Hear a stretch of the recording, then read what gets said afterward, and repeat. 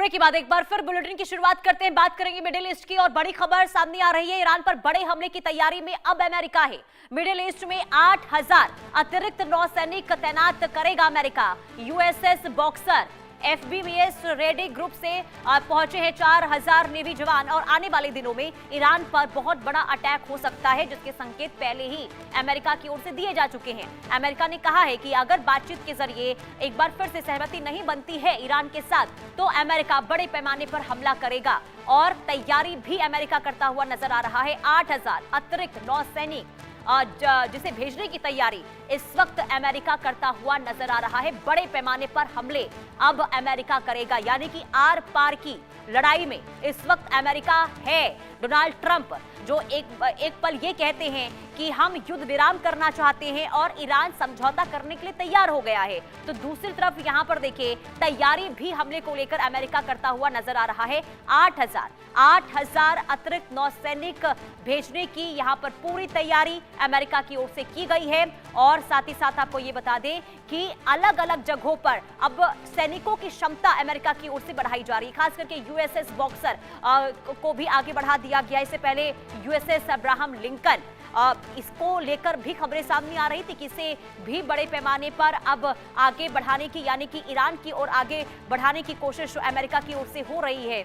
और अब एक और एयरक्राफ्ट कैरियर जिसे भेजा जाएगा अमेरिका की ओर से, और हर तरफ से अब एक बार फिर से तैयारी अमेरिका कर रहा है कि देखिए अब रणनीति में पिछली बार चूक हो गई।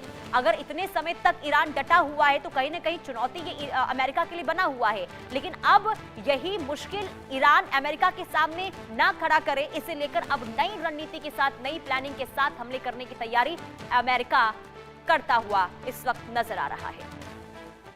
और आगे बढ़ते इधर अमेरिकी राजनीति, मिडिल ईस्ट की भू राजनीति और वैश्विक ताकतों का समीकरण देखने को मिल रहा है, और ये तीनों बातें अब एक ही चौराहे पर तेजी से आकर करवट लेती हुई नजर आ रही है। दरअसल डोनाल्ड ट्रंप और मोहम्मद बिन सलमान के बीच बढ़ती नजदीकियों ने अंतरराष्ट्रीय कूटनीति में हलचल मचा दी है। एक प्रमुख अमेरिकी अखबार द न्यूयॉर्क टाइम्स की रिपोर्ट के मुताबिक दोनों नेताओं के बीच लगातार संवाद हो रहा है, और सऊदी नेतृत्व चाहता है कि अमेरिका ईरान पर तब तक दबाव बनाए जब तक वहां की सत्ता में बड़ा बदलाव ना हो जाए। जिसके बाद सवाल ये उठ रहे हैं कि क्या अमेरिका अपनी स्वतंत्र विदेश नीति चला रहा है या वो सऊदी रणनीति का हिस्सा भी बनता जा रहा है? क्या सऊदी अरब के इशारे पर ईरान से जंग लड़ रहे हैं ट्रंप? कई सवाल उठ रहे हैं। सवाल यह भी कि आखिर डोनाल्ड ट्रंप की रणनीति है क्या? एक रिपोर्ट के जरिए आपको दिखाते हैं।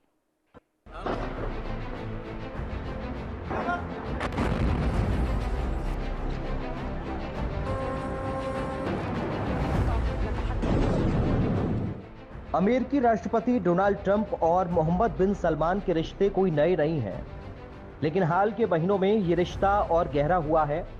कुछ रिपोर्ट्स के मुताबिक दोनों नेताओं के बीच बैक चैनल कम्युनिकेशन लगातार जारी है। वहीं न्यूयॉर्क टाइम्स की माने तो सऊदी अरब अंदर ही अंदर अमेरिका को और ज्यादा आक्रामक होने के लिए उकसा रहा है। सऊदी चाहता है कि अमेरिका सिर्फ हवाई हमले ना करे, बल्कि ईरान के अंदर घुसकर जमीनी कार्रवाई भी शुरू कर दे। सऊदी अरब जो खुद को मिडिल ईस्ट में सुन्नी मुसलमानों का नेता मानता है, तो लंबे समय से ईरान को अपने सबसे बड़े प्रतिद्वंदी के रूप में देख रहा है। ईरान की शिया नेतृत्व वाली सरकार और उसके क्षेत्रीय प्रभाव, खास तौर पर इराक, सीरिया, लेबनान और यमन में सऊदी अरब के लिए चुनौती बने हुए हैं।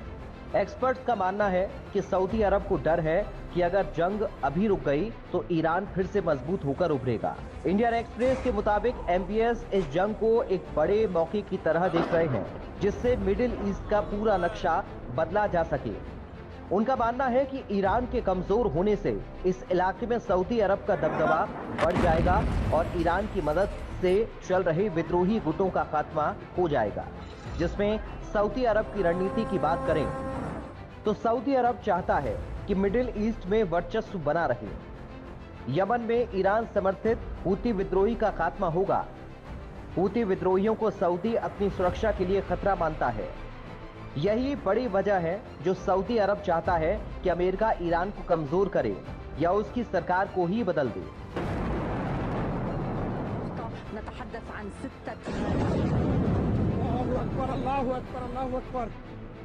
ऐसे में अगर सऊदी क्राउन प्रिंस अमेरिका पर दबाव बना रहे हैं कि वो ईरान के खिलाफ आक्रामक नीति अपनाए, तो ये हैरानी की बात नहीं है, क्योंकि एक रिपोर्ट कहती है कि सऊदी अरब और इजराइल जंग शुरू होने से पहले ही वॉशिंगटन में लॉबिंग कर रहे थे। भले ही ट्रंप सार्वजनिक रूप से रुकने की बात कर रहे हों, लेकिन वो एमबीएस को वॉरियर और एक खास पार्टनर मानते हैं। न्यूयॉर्क पोस्ट के मुताबिक हाल ही में खाड़ी देशों पर हुए ईरानी हमलों ने सऊदी अरब के रुख को और कड़ा कर दिया है, जिससे वो अब अमेरिकी सैन्य ऑपरेशनों का खुलकर साथ दे रहे हैं। दरअसल डोनाल्ड ट्रंप पहले भी ईरान के खिलाफ कड़े कदम उठा चुके हैं। साल 2018 में उन्होंने ईरान न्यूक्लियर डील विड्रॉल के तहत परमाणु समझौते से अमेरिका को बाहर निकाल दिया था। इसके बाद ईरान पर कड़े आर्थिक प्रतिबंध लगाए गए। अब रिपोर्ट्स में दावा किया जा रहा है कि सऊदी अरब चाहता है कि अमेरिका सिर्फ आर्थिक प्रतिबंधों तक सीमित न रहे, बल्कि सैन्य दबाव भी बनाए रखे।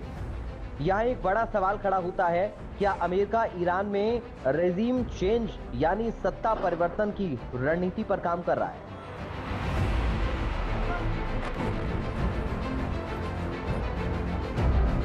तो आपको बता दें कि ईरान में सत्ता परिवर्तन की बात कोई नई नहीं है। अमेरिका ने पहले भी कई देशों में इस तरह की नीतियां अपनाई हैं, चाहे वो इराक वार हो या लीबिया में दखलंदाजी। लेकिन ईरान का मामला अलग है। ये सिर्फ एक देश नहीं, बल्कि एक क्षेत्रीय शक्ति है जिसके पास मजबूत सैन्य क्षमता, मिसाइल प्रोग्राम और प्रभावशाली सहयोगी नेटवर्क है। अगर अमेरिका सऊदी दबाव में आकर ईरान में सत्ता परिवर्तन की कोशिश करता है, तो इसके गंभीर परिणाम हो सकते हैं। पूरे मिडिल ईस्ट में युद्ध भड़क सकता है, तेल की कीमतों में भारी उछाल आ सकता है, वैश्विक अर्थव्यवस्था पर असर पड़ सकता है। रूस और चीन जैसे देश खुलकर ईरान के समर्थन में आ सकते हैं। अगर ट्रंप सऊदी की बातों में आकर और कड़ा रुख अपनाते हैं, तो ये जंग और लंबी खिंच सकती है। इसका सीधा असर दुनिया भर के तेल बाजार पर पड़ेगा, जिससे पेट्रोल डीजल की कीमतें आसमान छू सकती हैं। अब बड़ा सवाल ये है कि क्या ट्रंप अपनी मर्जी से फैसले ले रहे हैं, या फिर सऊदी अरब और इजराइल जैसे देशों के दबाव में आकर इस जंग को खतरनाक मोड़ पर ले जा रहे हैं। इस सवाल का जवाब जल्द ही मिलेगा, लेकिन इतना तय है कि इस बदलते समीकरण ने पूरी दुनिया की टेंशन बढ़ा दी है।